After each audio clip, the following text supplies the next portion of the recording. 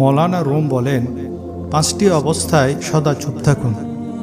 Number 1, যখন আপনি বুঝতে পারছেন কেহ আপনার শব্দ দ্বারা আপনার অনুভূতি বুঝতে পারবে না, তখন চুপ থাকবেন। নাম্বার 2, যখন আপনি কি বলতে হবে তা জানেন না, যেটা বলবেন সেটার ব্যাপারে আপনার সন্দেহ হয়, তখনও চুপ থাকুন। নাম্বার 3, যখন কেহ অন্যের দুর্নাম করছে, তখন তার সেই কথায় অংশগ্রহণের প্রয়োজন নাই, সেই সময় চুপ থাকুন।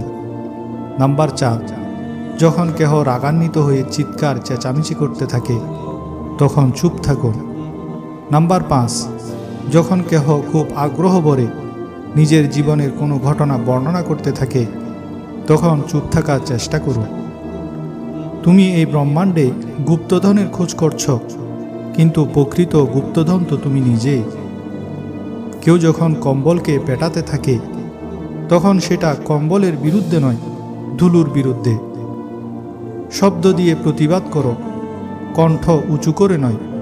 মনে রাখবে, ফুল ফুটে যত্নে, বজ্রপাতে নয়।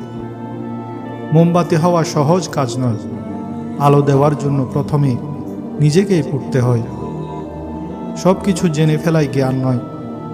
জ্ঞান হলো কি কি এড়িয়ে যেতে হবে বা বর্জন করতে হবে তা জানার নাম।